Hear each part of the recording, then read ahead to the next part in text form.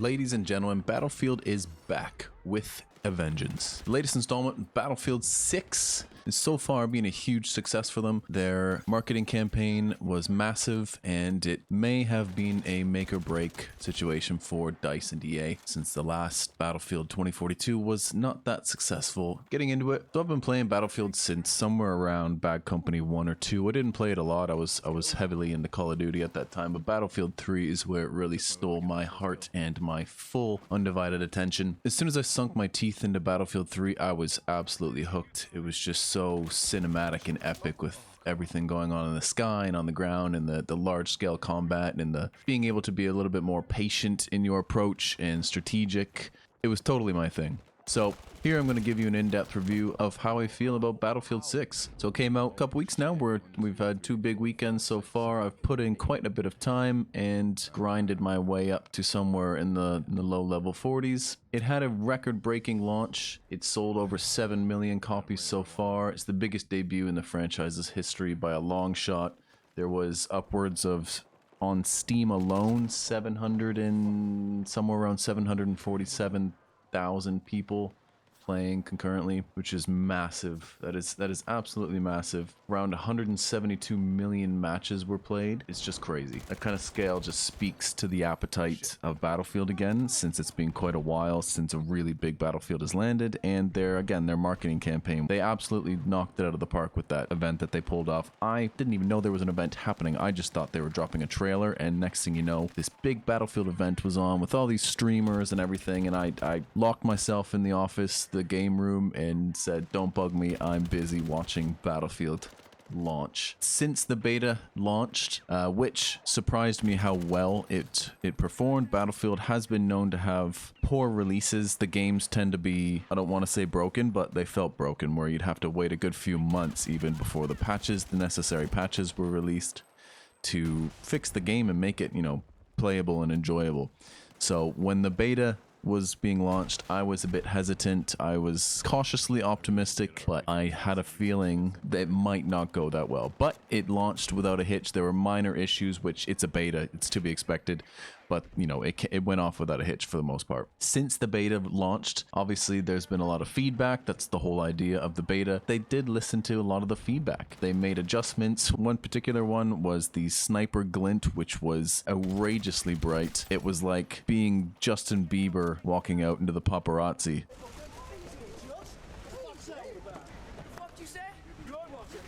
That was obviously a minor change, but a big impact. It was described as an exploding star in your face. The devs said they were looking back into classics like Bad Company 2 and Battlefield 3 and 4 when adjusting the pacing, because there was a bit of an argument that pacing felt a bit quick. Of course, they launched small maps. They wanted to really keep the action going. They didn't want you to have to run for ages, which sometimes does happen. As a new player, it can take you out of the game a bit, and it can affect your enjoyment of the game when, you're playing this beta and you're stuck running for 7 minutes just to get to the battle, and then you die right away.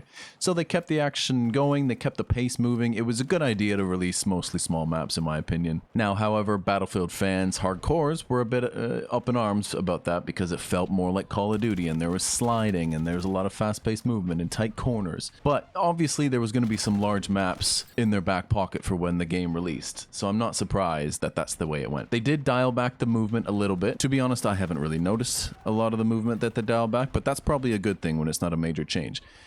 Having said that, my opinion on the pacing and the movement, I like it. I think a big aspect of it is that in Call of Duty, you get a release every single year. So the changes that you feel are going to be minor, because it's kind of like the frog in the frying pan thing. When the frog is sitting in the frying pan and it's in the water and the water's boiling, it doesn't really feel it because it's gradually happening. That's the kind of feel you'll get with the Call of Duty, because you get it every single year. So there's going to be minor changes to the engine that they're using, or if they overhaul it and use a new engine. But with Battlefield, when you get a release every 2, 3, 4 years, there's going to be major jumps in the engines that they're using, the development and the technology. So you'll feel a pretty major jump. When I play Battlefield 4, which I still do to this day, my favorite Battlefield by far, I don't think it will ever be topped. It's pretty well established that that might be the best Battlefield of all time. The feeling of the movement between Battlefield 4 and Battlefield 6, it's giant. Obviously, there's a major difference. It's been 13 years since Battlefield 4 came out, so you're really going to feel the difference in the movement. So I think that's a major aspect to this that people don't really think about and take into consideration. Another one of the common criticisms that it's had is that on day one, it peaked out around 750,000 users, whereas I think 5 days later, it was somewhere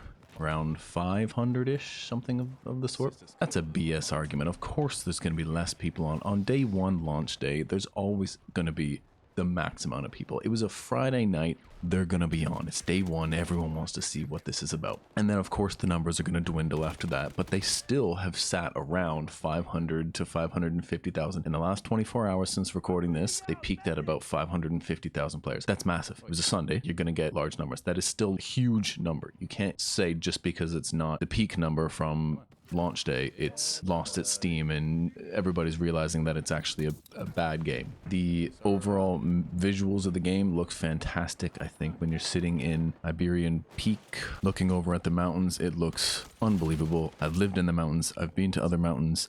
It looks very good. It is beautiful, and I sometimes catch myself just staring off into the mountains until somebody scalps me with a sniper bullet. Sitting in Merak Valley, my squad and I, we sat at the top of the tall building pretty much the whole match, and just looking at the 360 view of the chaos happening, the dogfights, the helicopters getting shot out of the sky by RPGs, all the chaos on the ground with the tanks. So I'm going to keep using the words cinematic and epic. That's just how it feels. I think that is what gives Battlefield its heart and soul. You have to have that large scale chaos, and just looking around and seeing that is just beautiful, and I love it. Reviews call Merak Valley tumultuous, uneven terrain full of nooks and crannies for infantry, which is true because it has trench warfare, it has all the little hills and valleys you can duck behind until a tank rolls over you. The gunplay and the combat mechanics, I think they feel great. You can feel the weapon weight when you run. It doesn't just feel like you're able to just dart and stop, turn on a dime, and you can really feel it. I really feel the immersion when I'm using those weapons. I think there's been a lot of complaints about the bloom, which is basically the spread of the bullets over long distances when you're holding down, basically spraying and praying. But generally, that's not what you want to do in real life anyway. That's why it's called spraying and praying, because you're spraying those bullets and you're praying that they kill somebody. I love being able to lean around corners, which obviously isn't something new, but it's just something nice. What I especially love is the drag and revive. I think it's so cool being able to grab your friend, maybe drop a smoke grenade when they're out in the open, grab them, pull them behind the wall, watch the blood streak as you're pulling them behind that wall and shoving adrenaline into them and revive them. I love that. I think it's so cool. I don't think it's been done before. I personally haven't seen it done before, so I really enjoy that. I think it's a lot of fun. In short, I think the combat feels really good. I think it's really responsive, and I feel like it's very, very grounded, whether you're playing the small maps or the large maps. I like the challenges and the way you unlock attachments, the skins, the weapons. I like the assignment. Some criticism is that, yes, they can be a bit grindy. One specific criticism I saw was having to shoot and kill 100 people at over 50 meters with an assault rifle, which understandably can be a bit frustrating, because if your whole game plan is to push and be on the flag and play the objective, well, you're going to have to change your strategy for a little bit and stay a bit out of the battle and shoot from afar so you can collect those kills. But ultimately, that's a short time that you have to do that for, especially if you really grind that and you put your focus on that one assignment. It's going to be done pretty quickly. The leveling system is quite a slow burn. That is Battlefield for you, though. They don't have prestiges or anything like that. They just level and level and level. I mean, I'm still going up levels in Battlefield 4, somewhere in the high 150, 160s, and it takes a long time. But, you know, if you get the double points, you collect, you play the objectives, you revive, you play the game, you're collecting points pretty quickly, and yeah, it can be a bit of a slow burn. I don't want to level up really fast. I think it's a good thing. It doesn't feel like you're kind of grinding for the sake of it. You have an objective, a mission, whether you're just doing a challenge for the points or you're doing an assignment to try to collect a new gun or a new gadget or one of the extra classes within the classes, which is another thing I like. It's an extra class with extra perks that you have to play your way to unlock. A lot of these systems aren't new, but they still feel fresh when they're recycled or there's a slight twist on them like Battlefield has done. Ultimately, it feels like the reward is earned when you've really unlocked one of these guns, gadgets, etc. through doing the assignments. I haven't played the campaign yet. You've heard the criticisms from IGN, which as soon as I say that, I kind of throw a lot of credibility out the window. I don't think IGN is the best source for reviews. Let's face it, they've probably got some company's hands in their pockets. Their review basically was something of the sort. I'm not even going to find the review to read it, but basically they said the story felt empty and a somewhat poor reimagining of what Battlefield used to be. Well, spoiler alert, you dummy. That's what everyone wanted. Everyone wanted Battlefield to go back to what they used to be. That's how these companies like EA and Activision, etc., they get their revivals. They kind of fall to the wayside a bit. They get a bit stale. They rest on their laurels. Gets a bit repetitive. So everyone's calling for what it used to be. And then they go back to what it used to be and they release another game and then it's a massive hit, like the remake for Modern Warfare a few years back with Call of Duty, like Battlefield 6. They're going back to what got them to the dance in the first place. And that's what everyone wants. That is the cycle of gaming and films and all sorts of entertainment industry. You go back to what made you and you have a resurgence. The performance of the game has been very good.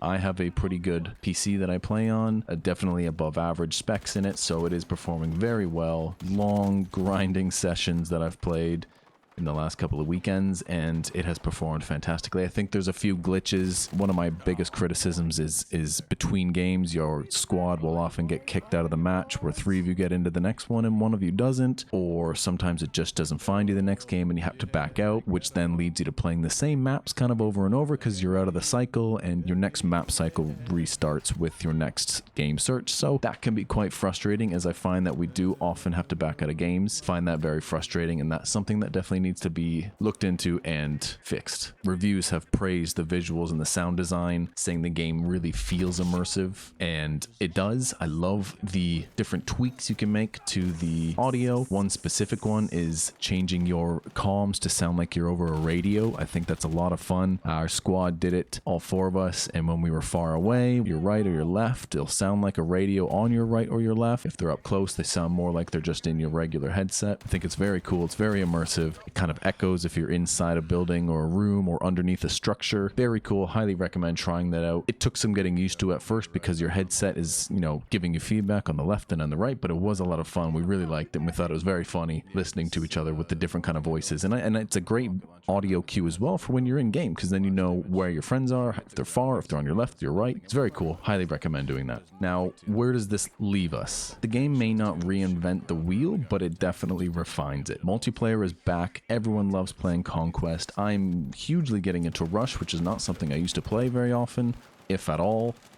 We've had some great Rush games recently. I like the style of play. Each different multiplayer map gives you a different style of play, whether it's small maps on Domination and King of the Hill or big maps on Conquest, Rush, or Escalation. You can adjust your style, adjust your class. Each class has its own special abilities and strengths and weaknesses in every map, which is another thing I forgot to touch on. Is I really love the classing system. I did really like the locked classes where only certain guns and certain gadgets and tools were available in certain classes. I was mainly a support light machine gun and engineer, rockets and mines. Now they still kind of have that with the gadgets, but guns are open to go in any class, which I do like as well. I do like that. I like being able to use claymores, but also in a small map without being a sniper, or use the rocket launcher while using a shotgun. I really like that, so I'm not complaining about that. It's a change, and you always want to go back to what you used to love, but I also like change as well, and I think it's a welcome change. Ultimately, Battlefield 3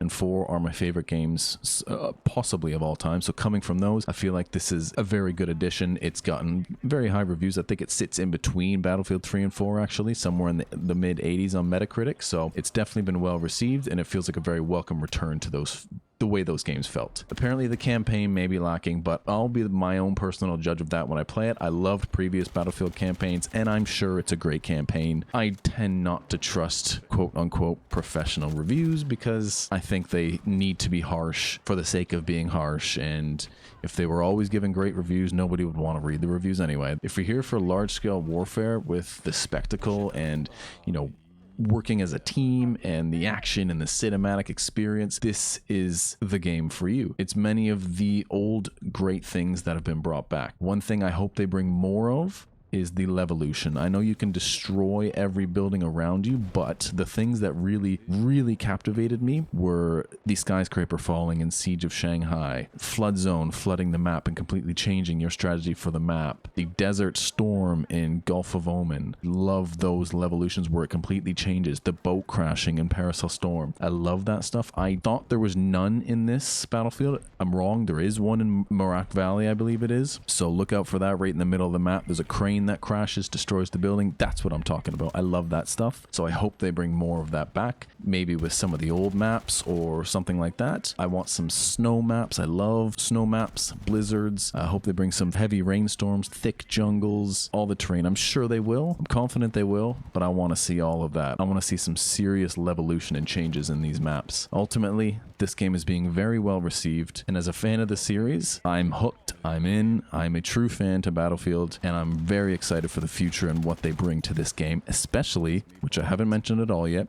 the Battle Royale. I know that's a big topic. It's almost becoming taboo because all the streamers want a Battle Royale, but that's what keeps people coming back. That's what brought people back to Call of Duty. It's what brought me back to Call of Duty. Well, it's what kept me hooked on Call of Duty after the new Modern Warfare, because I do fall out of love with Call of Duty quite quickly because the multiplayer gets boring. Warzone is, I love Warzone. I thought it was amazing. So I think this Battle Royale is going to be unreal. I don't have the confirmed date yet. I have heard October 28th a few times. So we'll see about that. I did hear that Battlefield 6 probably wasn't going to release until January-ish, and the next thing you know, it was out a month and a half later, so who knows? We might get a Battle Royale in the next couple of weeks. Let's hope so. But I mean, I'm not in a rush for it because I am loving the multiplayer. I am in no rush whatsoever. Bring it out whenever you bring it out, as long as it's good and ready and it's amazing. So thanks for watching. Thanks for listening. If you enjoy this sort of stuff, drop a comment below, drop me a like, share it, subscribe to the channel. There's going to be a lot more of this kind of stuff coming out. I've got a boatload of footage from all my gameplay already, and I'm going to be drip feeding that through the channel, so see you on the battlefield.